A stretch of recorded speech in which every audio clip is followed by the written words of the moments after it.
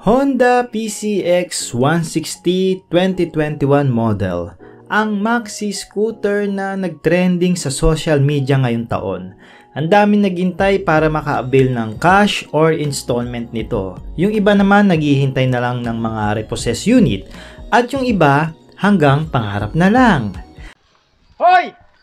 Marami pa rin nagsasabi na until now, pahirapan pa rin maka-avail ng isang Honda PCX 160 kesyo walang installment at kung cash naman daw, may patong ang presyo sa original SRP.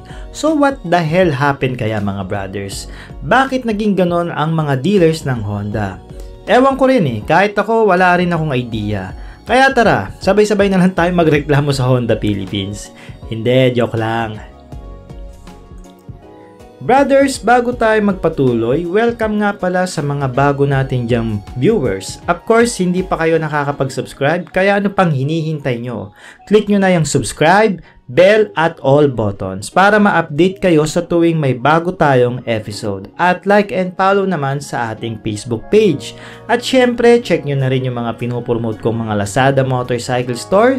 Yung link is nasa description na ng video. Okay, let's go on to the topic mga brothers. Ang PCX 160 2021 model ay may dalawang version yan na nilabas.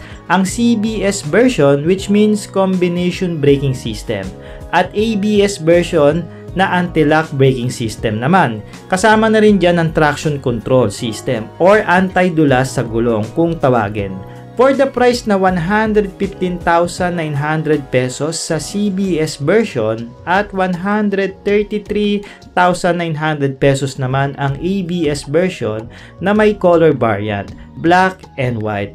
Ang mga features ng PCX 160 ay talaga namang competitive and with elegant design na personally napasok sa panlasa ko when it comes sa maxi scooter category. Kaya let's go sa go! Pag-usapan na natin yan.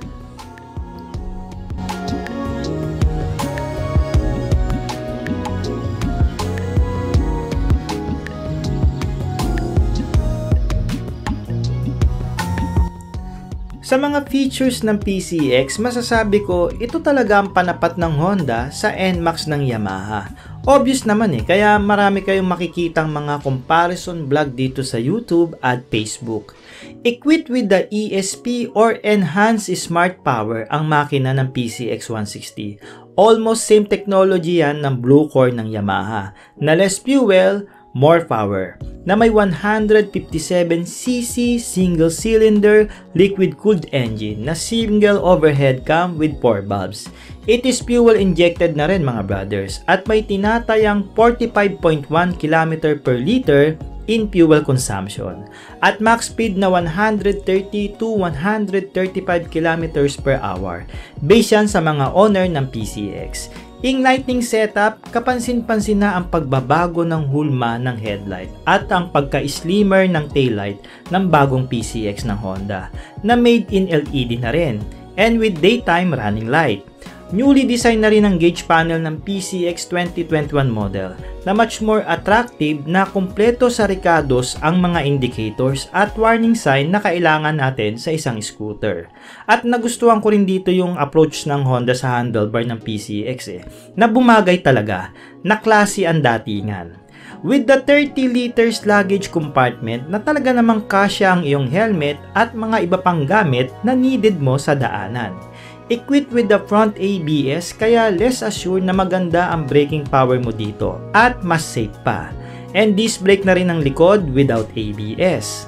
Hassle-free na rin ang starting or pagbubukas ng makina ng PCX since ito ay naka-keyless system na rin.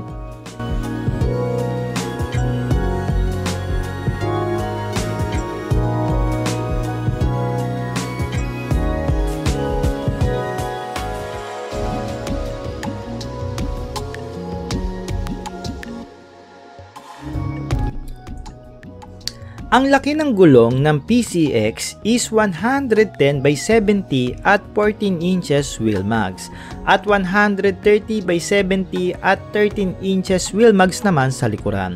At good news mga brothers, tubeless type na ito. Ang suspension setup ng PCX 160 ng Honda is a dual shock in the rear and telescopic port in the front. Komportable at malapad ang upuan na may taas lang na 764mm. Bigat ng PCX is 131 kg lang at may ground clearance naman na 134mm.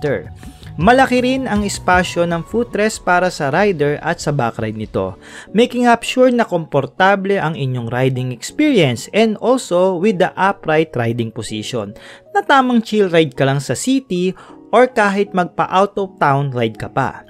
Nasa floorboard na rin ang location ng fuel tank ng PCX kaya no need na magbukas ng upuan sa tuwing magpapagas na may capacity na 8 liters. Dinagdag pa dito ng Honda ang newly designed emblem ng PCX na gold label at ganun rin ang kanyang tambucho when it comes sa muffler guard.